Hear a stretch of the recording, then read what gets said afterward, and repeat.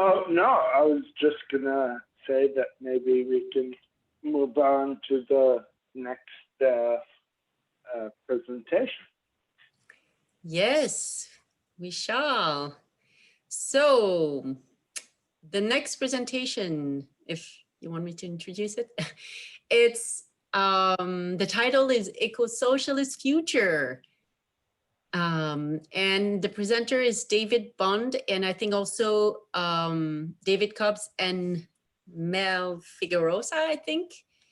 And they will be talking about eco-socialism and the eco-socialist revolution. So, and I think we have about 40 minutes for the entire presentation and questions until 2 p.m. Maybe a little bit more because we went over 5 minutes over. Okay, so I think, Tarek, I think you made, okay, perfect. You made them co-presenters. Okay, David. Thank you so much, Christine, and thanks, Tarek. Good afternoon, everyone. Thank you for staying on board with us for our Marathon General Assembly here for the weekend. Hopefully everyone's doing all right. My name is David Bond. I'm a Green Party member here in LA County, and I'm an eco-socialist. So today's presentation is about eco-socialist and the eco-socialist future. We have kind of three main sections. First, defining eco-socialism, and then comparing that to capitalism, which my colleague Meleiza Figueroa will take on, and then finally community and next steps. And we'll have David Cobb assisting as well at the end on that third piece. Here at the bottom, I have a quote from Rosa Luxemburg: "The bourgeoisie society stands at a crossroads, either transition to socialism or regression into barbarism." And I think over the past year, many of us have seen what barbarism looks like and see what capitalism to the nth degree looks like.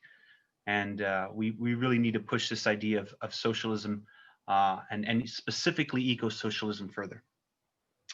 So if we start off with defining eco-socialism, a lot of times people get confused about what even socialism means. And then you add a qualifier like eco-socialism and they get further confused because they're not sure how the ecology plays into it. But what we're going to do is we're going to define it with 6 main parts. So eco-socialism is a new economic and social system that we're trying to build, and it has these 6 elements, and we're going to go through them in detail. But the basics are that we want society as a whole to own the instruments of production and exchange. So we want workers to have control of how we're actually producing things, how we're distributing those things, how we're transitioning those things across the people in need, and not just have it be in the hands of the very powerful and very wealthy as it exists today. Let's talk a little bit about that.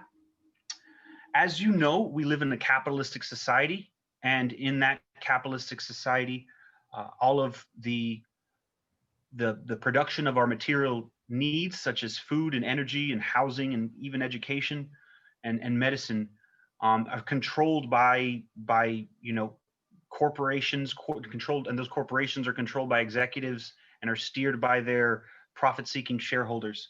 And what it does is it really prevents those things from being distributed equally and distributed equitably. And we've had a lot of difficulties with this. In the past presentation from my colleague Eric Brooks, he talked about the difficulty with the evictions looming and all of the pandemic causing a lot of financial distress for people. And that's primarily due to the ownership of jobs and the ownership of the distribution of opportunity being solely in the hands of the very wealthy and powerful and these corporations. So the first tenet of our eco-socialist platform is social ownership of the instruments of production and exchange. The second one is, really what the focus of production is. We need production to be based off the needs of humanity, of our society. We don't want to just build to build to build. We don't want to just keep digging oil. We don't want to just keep, monocropping farmland because it helps the bottom line of a corporation. We don't want to produce a bunch of psychotropic drugs because it's helping a large company like Pfizer gain more profits. We really need to be building and planning for what we need and not just what satisfies the greedy desires of corporate shareholders. Third and fourth, I've kind of lumped into one slide here. It's democracy for the workers. Right now, I'm sure all of you are here because you're Green Party members, and you're here because in your hearts you're activists and trying to push change forward, a better world forward. But we've oftentimes, as Green Party folk, have ran into these really heavy obstacles that our democracy isn't a true democracy. It's a democracy for the wealthy. It's a democracy for the rich. And a lot of times the working class, the people struggling, are left behind, are left in the dust, are you know, they like to say that every vote counts, but when there's so much voter suppression going on, with so much difficulty for a working class person to take the time off of work and take the time off of meeting their material needs for themselves and the family to go vote, and even to research the ballot initiatives and their various candidates, the democracy is not for them. The democracy is for the bourgeoisie. So we need to change that. We need production decisions and the major decisions of society as a whole to be made democratically by the workers, by, you know, first start with the local communities and think of the power structures locally and let people decide for themselves locally. And as a decision is more impactful to a larger and larger populace, then society as a whole should be democratically should democratically make those decisions and not be in this guise of a democracy when we're currently given just the two-party option of you know, these false choices that are bestowed on us, are kind of forced down our throat from above.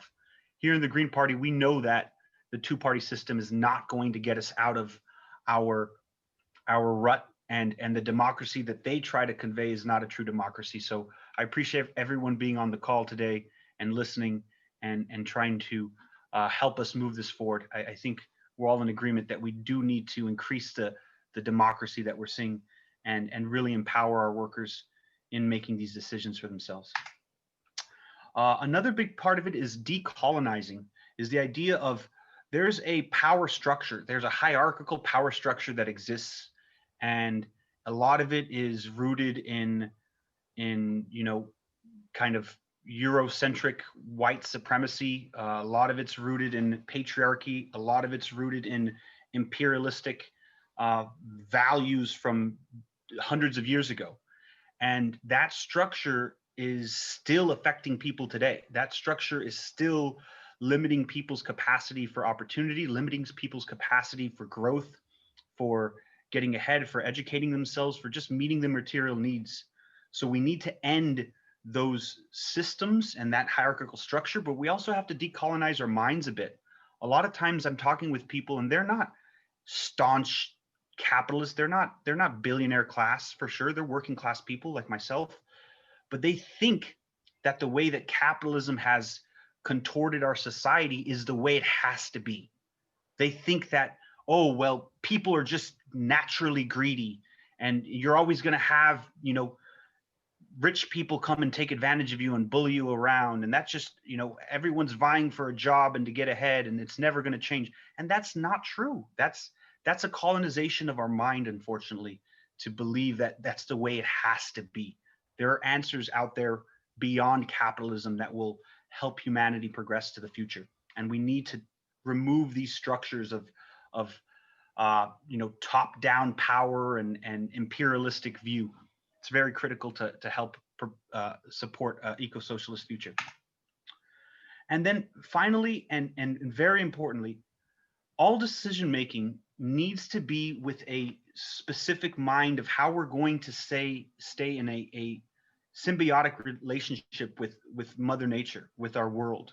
We have one world. Yes, we're talking about exploring other worlds, but we're not going to do that, you know, effectively in our lifetime. And right now, if we don't figure it out here on this world, we're just going to be destroying more worlds than ours if things don't change. So as we take over the means of production and as we are democratically allowing our workers to make decisions for themselves, and as we're decolonizing our mind, we have to be thinking of production and equitable distribution with sustainability in mind. It needs to be in conjunction with the resources we have. It needs to be in conjunction with what Mother Nature allows for and can handle. It cannot be pressuring it, and it cannot be continuing down this train of destruction that my colleague Meleiza is going to speak on in a few minutes. Because right now we have a looming climate crisis. Right now we already have very, very difficult situations across the globe of the impact of our human consumption, our human production, and those things need to change in the future. They need to change now so we can have a future. All of these things are documented, and there's a lot of great eco-socialist minds in the past who have kind of come together on these ideas. But us as a Green Party have also discussed this in the past. This is not just, some random guy in LA County spouting out. I'm actually trying to make sure that we understand as a party, we have discussed a plank at the national level where we support and propose and actually passed an amendment for the language of eco-socialism. And I put in here, it's very small text, so I'm sure we can have slides available. But this is a plank. It's a proposal ID 835, and it talks about a new system, a new economic system based on ecology and decentralization of power and supporting workers in that. So local communities can decide for themselves how production and work and public work should be distributed.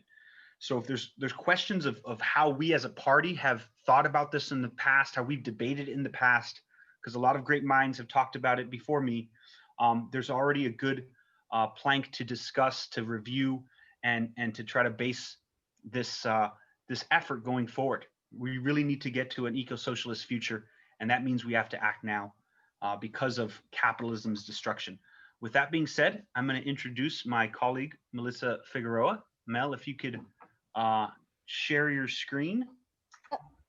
Can you share your screen? Hi, everybody. I'm Mel. I think I know most of you. Mel, I'm sitting here in my porch in Butte County, California. So so now I'm going to go into, again, thank you, David, for that wonderful explanation of what eco-socialism is. And so how are we going to contrast that to what we have now, right? Which is, what is capitalism, right? And I know everybody has, there's all kinds of very general ideas of sort of what is capitalism. And so I'm just going to go over what sort of 5 pillars. And this is, if you ask an economist, they will tell you these are 5 pillars of capitalism. So this is not just commie me talking, right? This is your economics 101. So the 5 pillars, just real quick, are number 1. Oops. There we go. Private ownership of the means of production, right? And then number 2 is commodities, right? Goods and services, right? That's, well, as Mark said, capitalism is wealth is a collection of commodities. Number 3, right, is wage labor, also as a commodity, which we'll talk about in a minute. Number 4 is, of course, the profit motive, or the drive to maximize profits, which is what is deemed natural, right, in market economies. And number 5, of course, is market allocation, especially of resources, right? So that's generally, in a nutshell, what you get in Economics 101 as what capitalism is. Now, I'm also going to talk, since this is the Green Party of California, and we're talking about eco-socialism, I want to also break each of these 5 pillars down and say, and ask the question, how does capitalism affect the environment, especially in our state? So connecting this to very specific things that we can see, hear, touch, smell, fight for or fight against, right, etc. Okay, so first is private ownership of the means of production, right? What is, and when people are like, what is the means of production, right? What does that mean, really? And what does that mean now, right? Because that's different from like 1792 to 2020, right? So the first first thing that brought capitalism into being was the private ownership of land, right? The creation of private property, and especially private property systems that allocate the land into private means, right? Meaning that everything you produce on that land is now your profit, okay? This is what most people think about in terms of the means of production as well, like a factory, right? And so when people, I think it's really funny when people who work at, Jack in the Box are like, I'm a capitalist. It's like, well, you own the Jack in the Box? Do you own the factory? You're not a capitalist if you don't have capital, right? And so this is part of capital. But also we can think about means of production in terms of the actual means, which is the energy that is required to produce things, right? And in 2020, when we talk about means of production, we really have to think about energy and utilities as a means of production, and some of that is not privately owned, right? So DWP, right, is a classic example of that fight to not privatize. But in Northern California, we got PG&E, and Southern California, you've got SCE in terms of your private ownership of energy. Now we can talk about goods and services, right? So commodities, right? In capitalism, it's all about the buying and selling of commodities, right? And so that encapsulates goods and services, right? So we can think about the hot commodity, right, this year, which is the PS5, right? Everybody's, I know none of you, but like a bunch of other people, right, are gonna fight each other on Friday over this particular commodity, right? But we can also talk about things like housing, right, as commodities as well, as a good that is being bought and sold.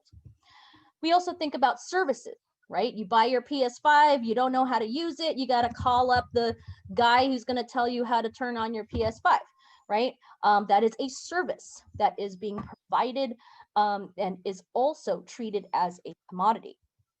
We can also talk about the things that were not exactly made to be a commodity. So like a PS5 was, it's not literally like I love video games, so I'm gonna build my own little video game system so I can play video games. No, right? A PS5 is a commodity in that it was produced to be sold on the market. But what about other things that already exist, like land and water and trees and other kinds of things that were not commodities? They weren't produced to be commodities. I mean, although you could probably think of tree plantations for lumber as that, but things like water just exists, right? And so what happens within capitalism is that things like natural resources that already exist get commodified, right? This is a map of the California Water Project, or the State Water Project, which basically commodifies water and puts them into these reservoirs, which are banks, in order to allocate them, right? And one can think of the California industrial agricultural system today as basically a means of turning water into other commodities, right? And so it commodify water to make commodities and basically turn this natural resource into money, right? I've heard that described before, that California's agricultural system is basically a means of turning water into money. One of the things, and this has always been the case in the 180 years that California has existed, right, as a state of the United States. One of the things that I like to say, actually, living up here in the North State, is that Northern California and its resources is technically still a colony, right? It is a colony of Southern California and the major metropolitan centers. We can look at this over history as being a history of commodities like gold, like timber and logging, and of water.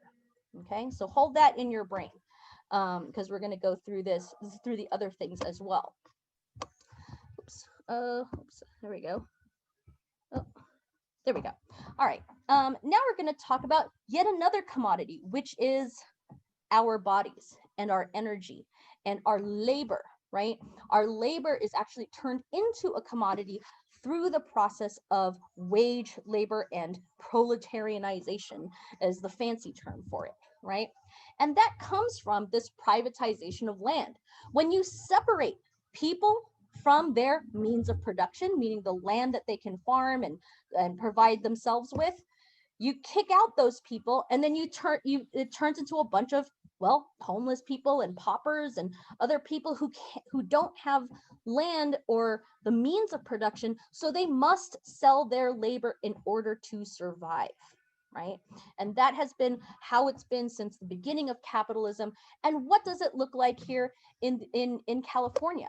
Well, it looks like immigrant labor, right? A lot of the people who are undocumented workers today were farmers in Oaxaca or in Mexico, got kicked off of their land, and now they're coming here to work for poverty wages in the fields. Prisons, right? Actually, we're just talking about how like inmates are now being putting into re-slavery almost, right, to provide cheap labor in the state as well.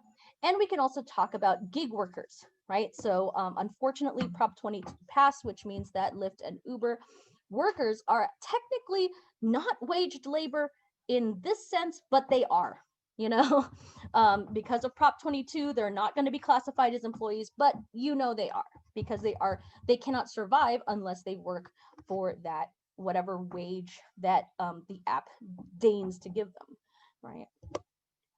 We can talk about profit maximization, right? Everything that you do must maximize the profit. And how do you maximize profit? Meaning you have to compete with all the other people selling the thing that you're selling in order to get more profit than the other guy, right? And there's various ways that capitalists do that. They can do that by innovation, right? That's happened here in the state, Apple Computers. You can take your factory and put it somewhere else so that you can take advantage of cheap labor to lower your cost of production and get more profit. You can monopolize a sector, right? Like the media industry, right? To say, okay, well, I own, right, as a capitalist, most of the actual commodities that are produced around the world, so I can set the price, right? That's another way that profit is maximized. Another way that is underway here in California as we speak is disaster capitalism, right? So even after this disastrous fire season, you know, one of the things is actually using the state, right? Using the state and the state's authority, right, to capture contracts and capture billions and billions of dollars of it. So this is the Senate Committee on Emergency Management, which has all of the favorite capitalist handmaidens, including Rand Paul, Kamala Harris, Rick Scott, and of course, now for at least the next 2 months, we've got Jared Kushner also in charge of FEMA. And what does that look like? It looks like market research for coronavirus. It looks like private contracting through FEMA. It looks like these, what they call ambulance chaser companies like Tetra Tech that go from disaster to disaster. You know, again, all kinds of stuff, right? Bribes. I mean, this thing is a racket, right? Disaster management is a racket that corporations are using in California right now to make hand over fist in profits. And finally, we have market allocation, meaning that the free market, right, is the thing, instead of deciding what is distributed based on people's needs, it is distributed based on what the market will bear.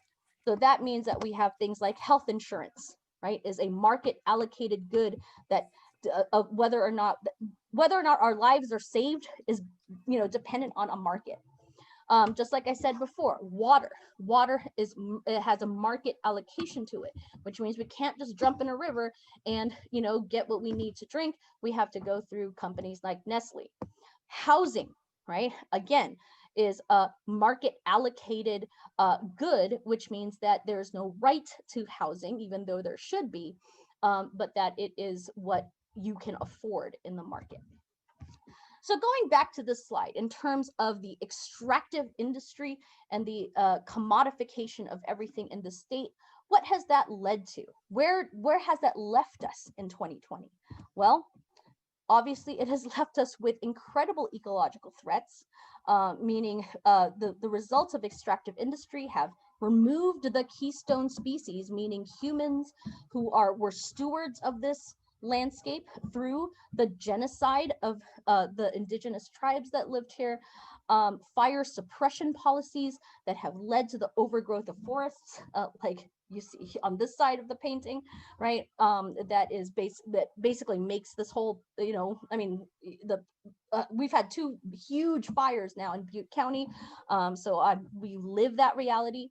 The destruction of watersheds and wetlands, and the overgrowth of inappropriate, invasive, and non-fire adapted species, right? Lastly, we can just look here at some of these maps in terms of the social inequalities this has produced, which is the richer get richer and the poorer get poorer, right? All right, so that is my presentation, and I'll turn it over to David for the last one. Go ahead. Well, Mel, I'm going to ask you to continue to since we're going to very quickly just hit a couple of examples of what this looks like in practice. And I see that you have some slides specifically on traditional ecological knowledge and the work that you and Ali and others are doing as an example. Oh, okay. Oh, sorry. And while you're looking for them, Mel, just because it was supposed to end at 2:05, taking into account that we started late, but and that everybody, I mean, reading the number of comments on the chat and wonderful ideas people are having, I don't know, would people be okay if we extended the session by 10 minutes? So that Mel can give her examples, David can also contribute, and then we can take questions or comments. People would be okay with that? I assume if I'm hearing no comments, then I'll assume it's fine. Okay, great. So I'll just jump into the next one. So our next section, which is what are we doing about it?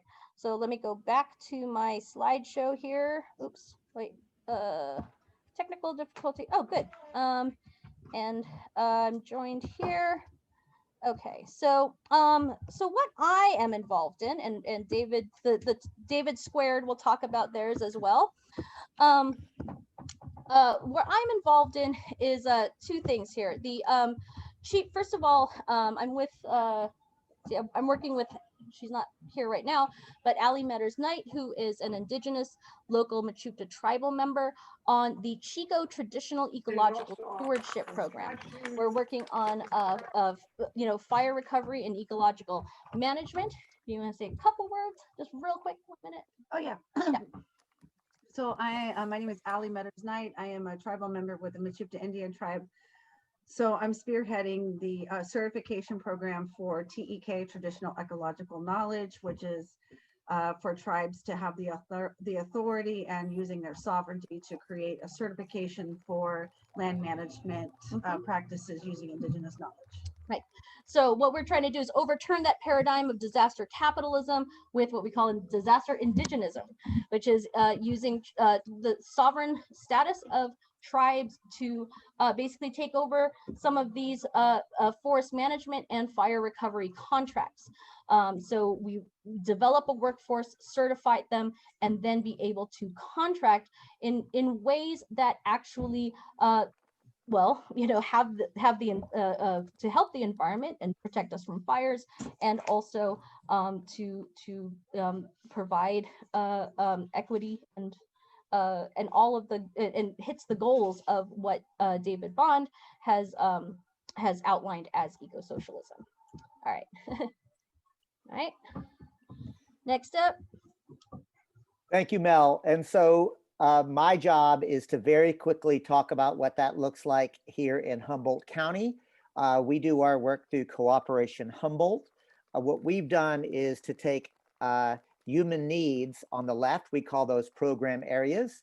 Then we have a foundational belief that says any human need should be treated as a right. And then we force ourselves to get specific.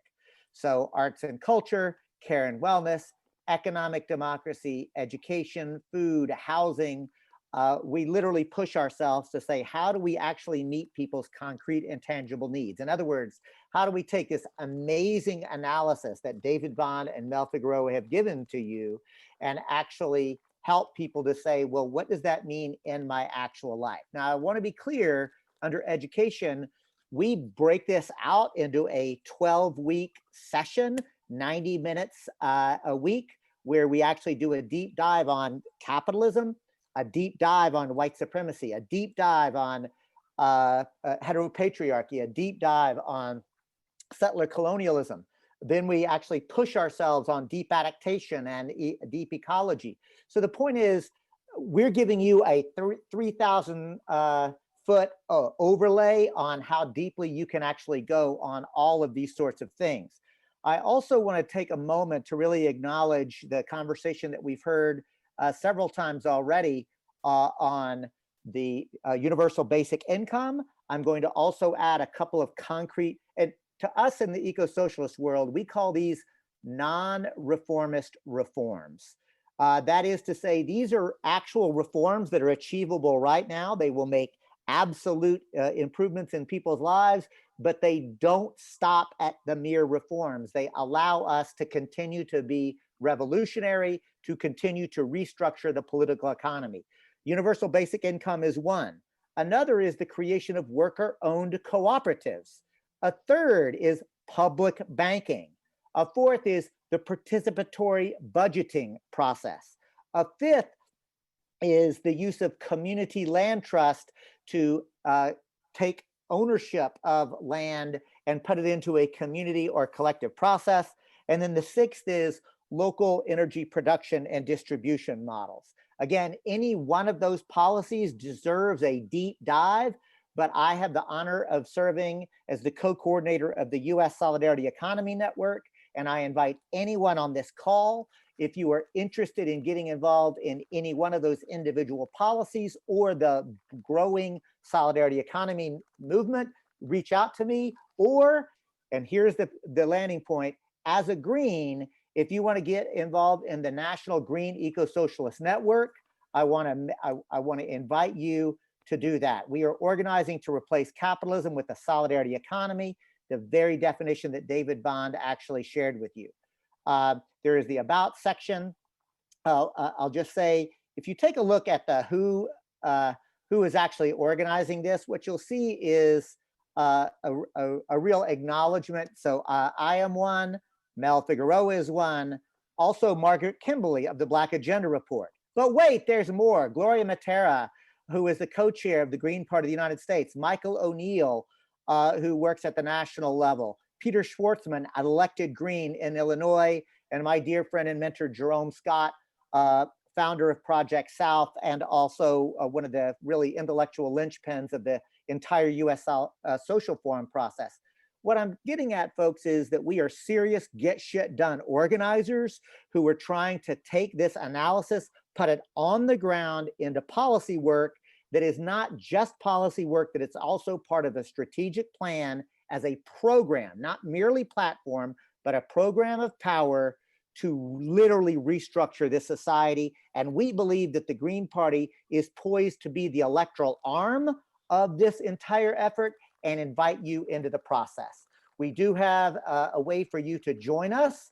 Again, the join page, we are a dues paying organization. There is a low income of only $10 a year. And if you literally can't afford $10 a year, then you can just link and join us without having to pay. But we do believe in the process of dues paying membership.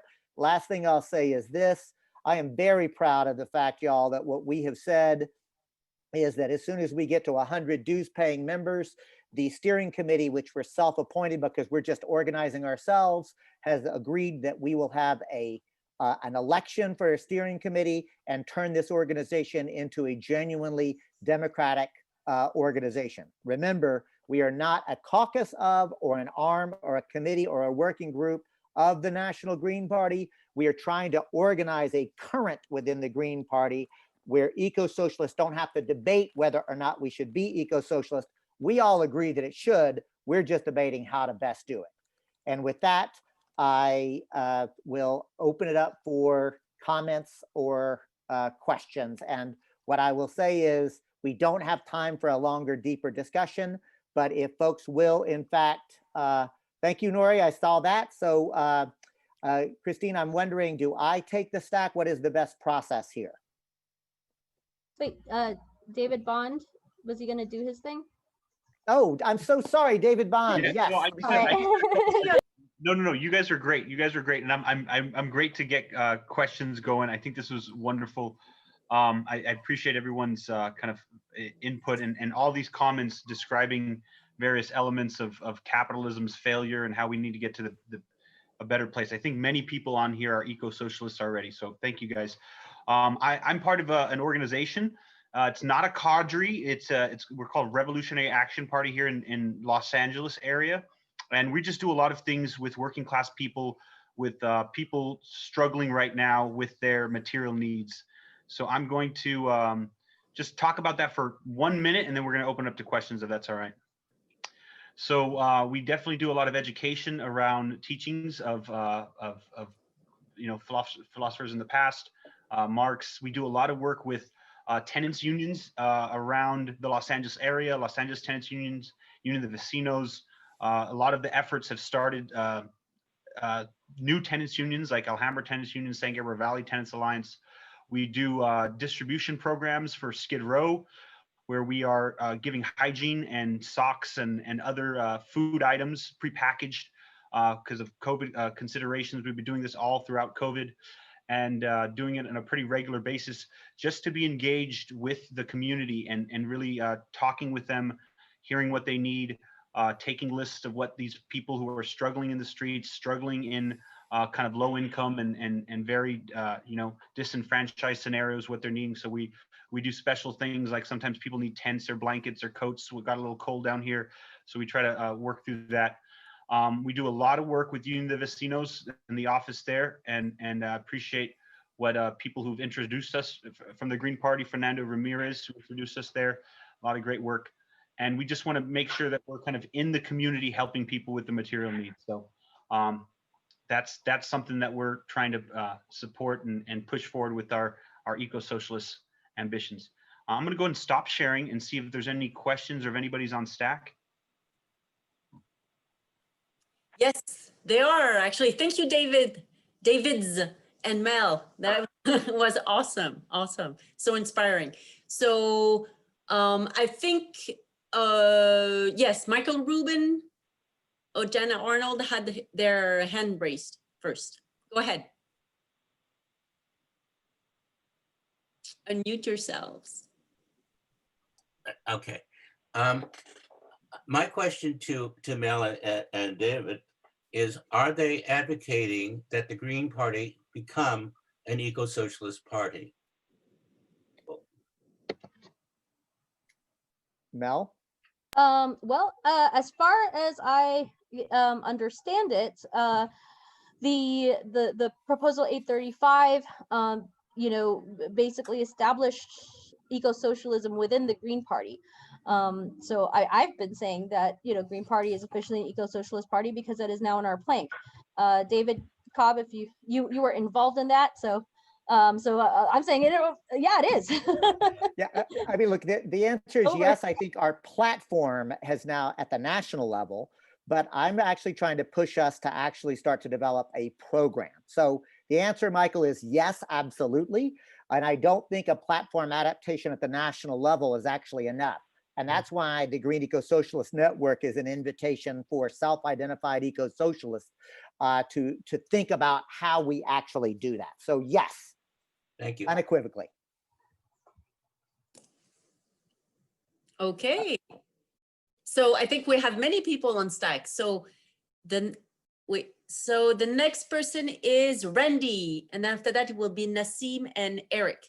First of all, thank you for this presentation. It was excellent. And as Dr. Richard Wolff says, it's about time. So my question is, this has to do with the market forces. How would you explain to somebody, the layperson, that right now they're doing well with the market. The market's going well for them, and How do you get them to say, okay, the market's going well for me, but it's not going well for others? And how do you get them to do a distribution like that, to do equal sharing? Because, you know, there's not a lot of people not in equal sharing, because remember, billionaires made a lot of money during this COVID crisis. So I'm just curious about how would you approach that? Well, one thing is that actually, if you look at, again, what the basis of capitalism is, which is the buying and selling of goods and services, they are not doing well at all.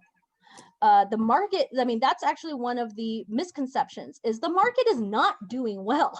Like, capitalism is really on its last legs in many ways. If you look at goods and services, if you look at the stock market, which in many ways is just sort of a financial casino, yeah, the casino's doing well, but when it comes to actual goods and services, which actually props up the value of that stock market, the fundamentals are not good at all. And that's one of the things that you can just, you know, real quickly diffuse them of that misconception. So my follow-up question is, let's say you're a senior and you have a retirement, and how would you convince a senior that this is the system that they should use instead of what they're doing now, besides doing investment?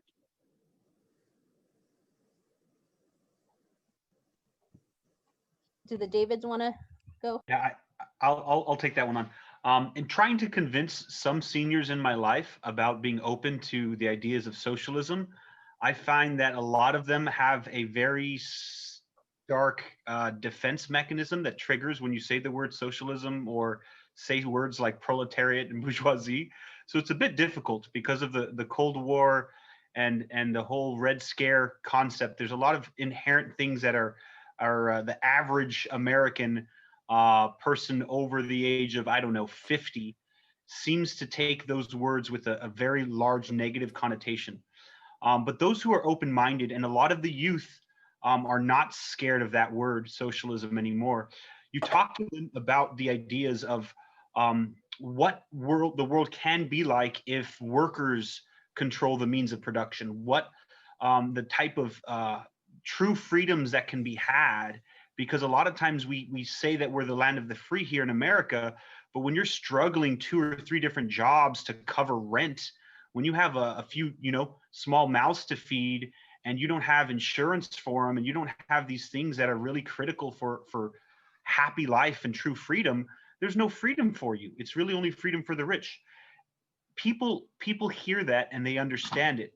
Then you have to kind of take them on a journey. It's not as simple as just a 30-minute conversation to explain these things, but you have to take them on a journey of how you deconstruct the problem of the system today, and then try to build to them the idea that there really is effective solutions in a society-based ownership of production and considering the community as a whole. And I'll just say, I know that we've got a stack, but brilliantly said, Mel and David Bonds. And if I were talking to a senior, I probably wouldn't start with the word socialism. I'd pick another S word, and that's Social Security.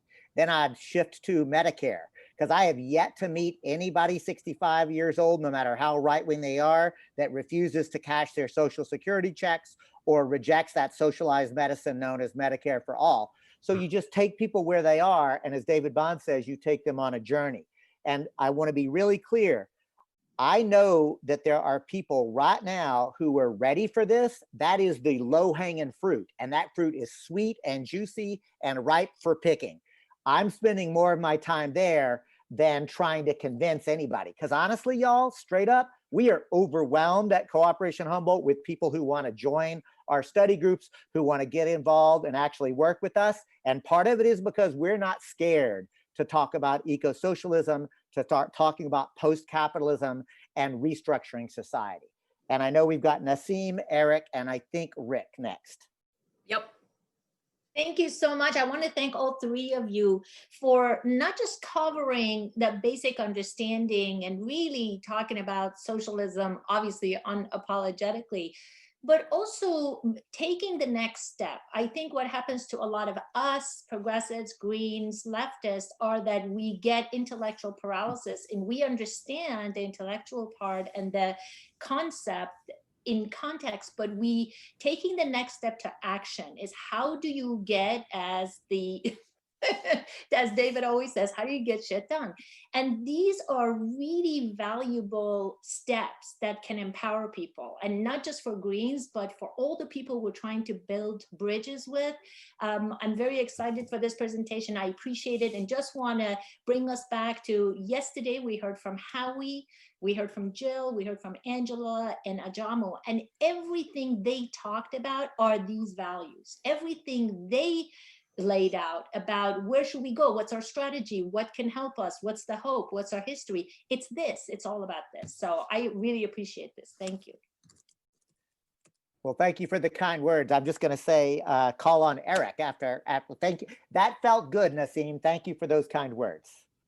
Yeah, it's great to hear this awesome presentation, because one of my main gigs for the last 35 years as an organizer and activist is studying global capitalism and what makes it tick and how to get rid of it. And I just want to add a deeper, kind of another layer of the onion to this that people can look at. And I dropped these in the chat, but I'll drop them in again. And it's a couple of links that you can look at. One's for a video, one for an audio presentation, in which the most important one is this Marxist geographer, David Harvey, who gave a speech at Harvard about how the use of building real estate and cities higher and higher is in order to feed property speculation, is one of the most, and probably the key pump that keeps this big, crazy, stupid capitalist system getting bigger and bigger every year, without which it would probably collapse.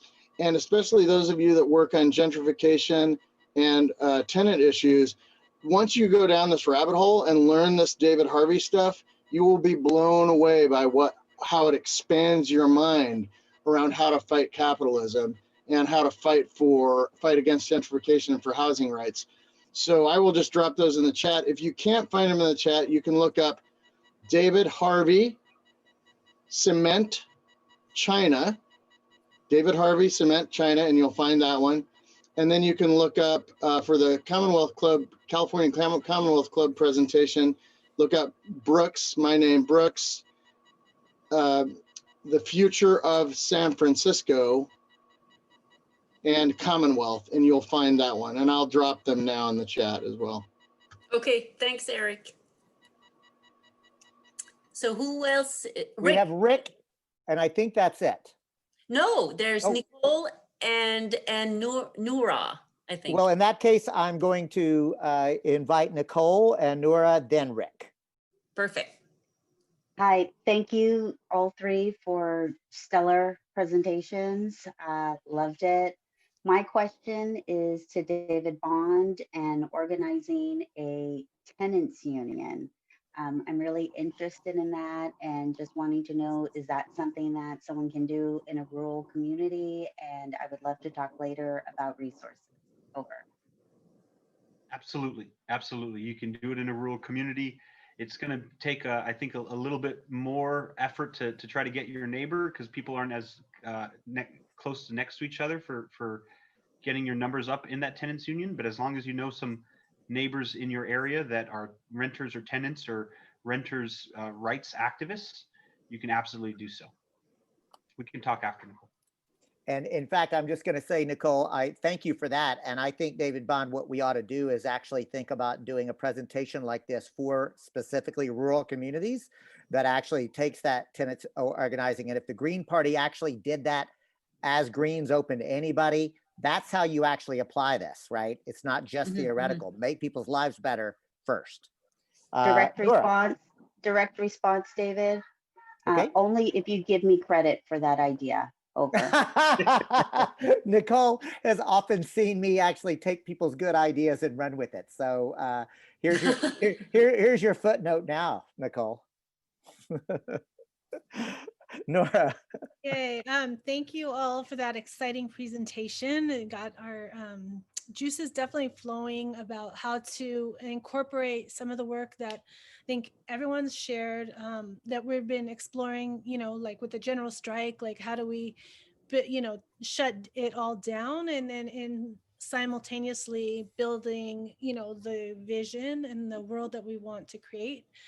So can you just talk about how those the relationship of like Cooperation Humboldt and this vision sort of fits in more practically from a organizing standpoint? How would you configure like the education to bringing people in to action? And do you have some of that material that we would love to be able to use and share to develop our local to this national, state and national stuff?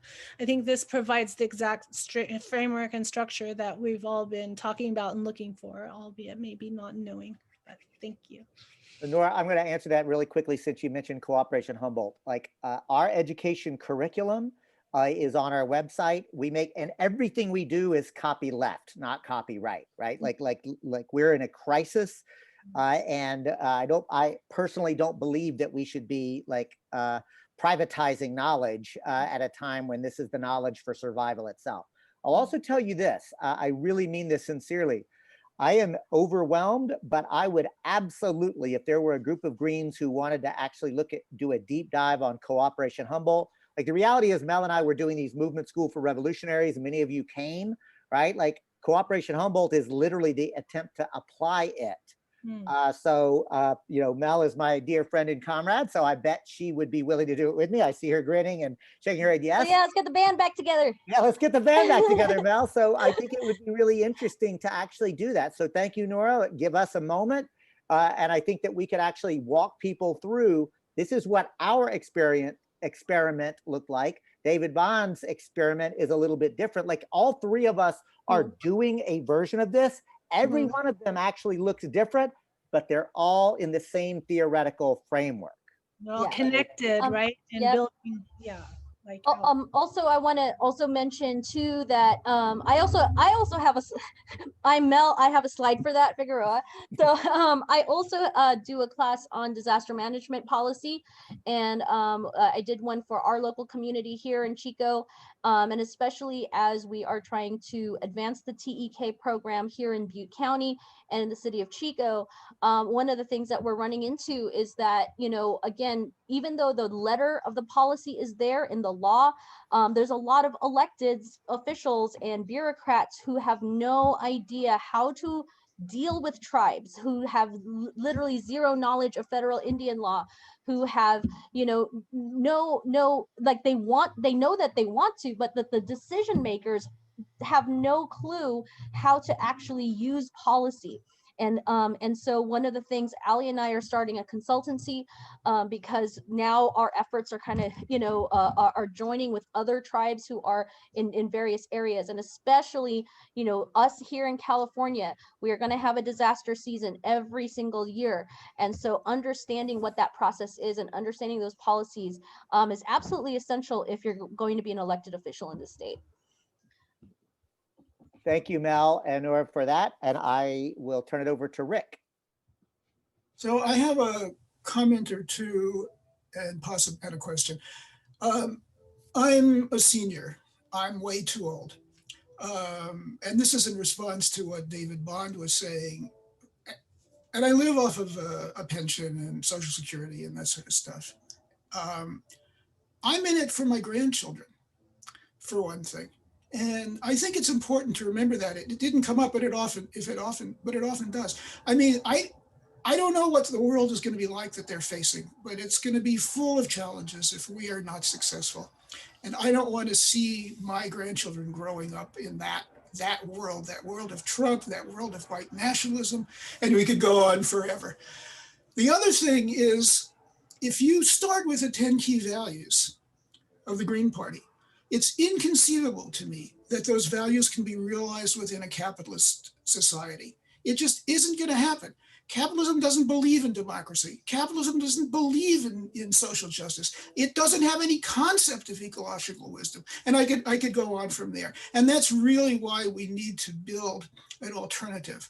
But one of the things that struck me as very interesting in listening to this discussion is I didn't hear anybody who was opposed to eco-socialism or opposed to the idea of the Green Party becoming an eco-socialist party.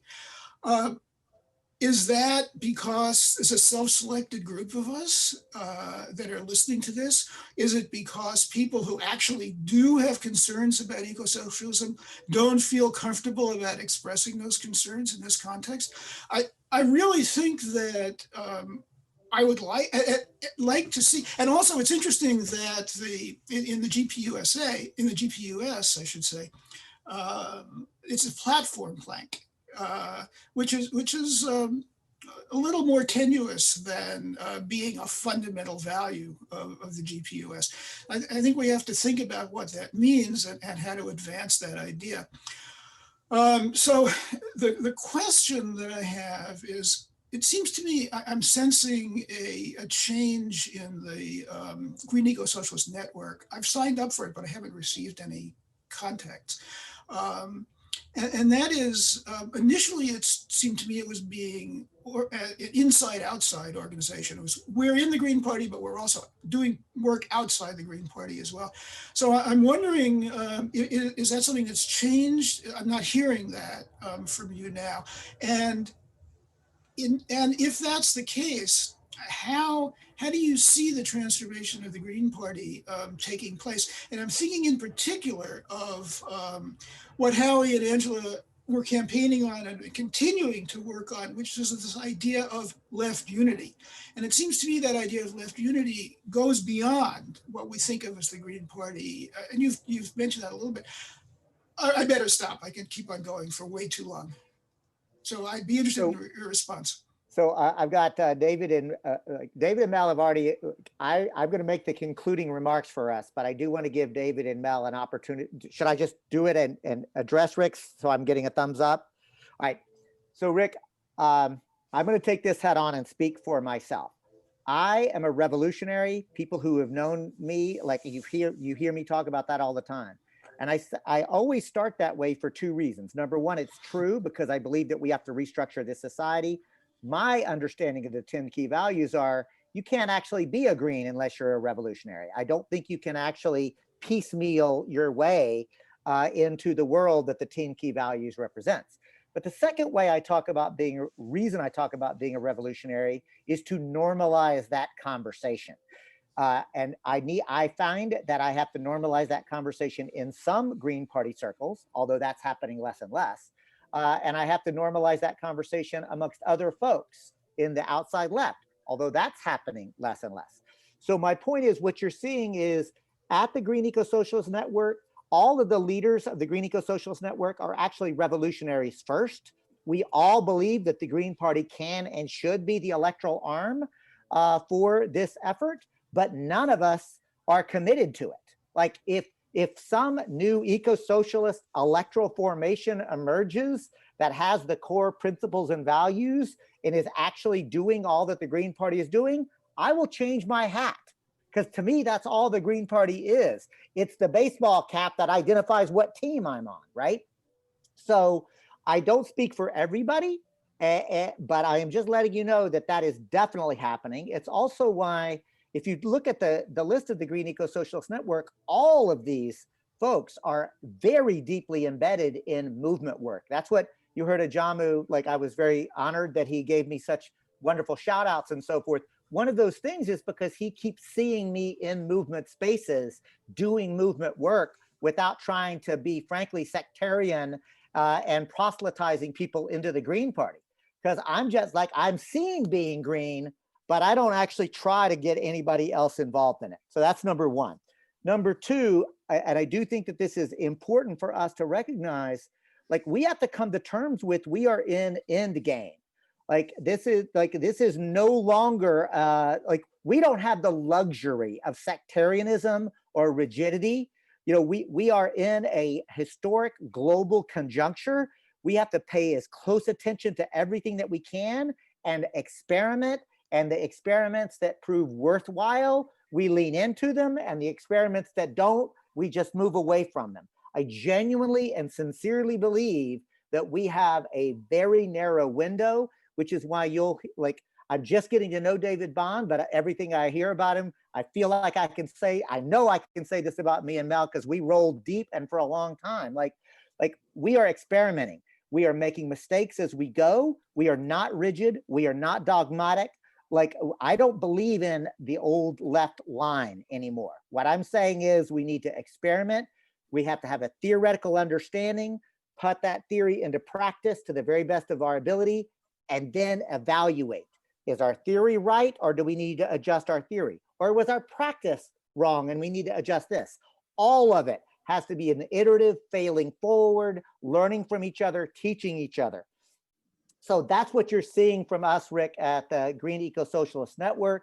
And, stay tuned. I mean, we're moving as fast as we can. And with that, I thank you all. And David, Mel, and I, it sounds like, have a little bit of conversation to do. And then we're going to offer like a deeper dive on this for folks who want to do it. Thank you. Does David or Mel want to add anything? Thanks for everyone's attention. Yep, thank you. And I just put it in the chat. I said, by any means necessary. Thank you, Mel. Woohoo! Karen, I see your question. How do we sign up for the deeper dive? I think that, I think that it's totally appropriate. We'll use the Green Party of California infrastructure, right? We'll organize a workshop, and then we'll do the work, but we'll use the infrastructure to promote it. And I think that, can I get a quick thumbs up, Mel and David Bond? This should really be for Green Party folks, but others who might be interested, but be clear, this is tailored to the Green Party. So, Okay, I think also it's for anybody who wants to use the electoral process, right? I mean, if that makes sense, because especially for local and municipal and county, they're technically nonpartisan, but there are many NPPs that work very closely with Greens. So yeah, I would say that. Okay, thanks. I think we need to close the session soon, but I think I see two hands raised. So Nassim and Chris, if you can be quick, please. I just had a very quick request for Mel and David, if you're able to provide a link to your presentations. At the minimum, we want to include it in the minutes of the GA, but if you can post it right now in the chat, then people can actually download and learn even more from them. Thank you. I'll put them in the chat right now. Give me a minute. I have both. Thanks, David. Chris, your question. Unmute yourself.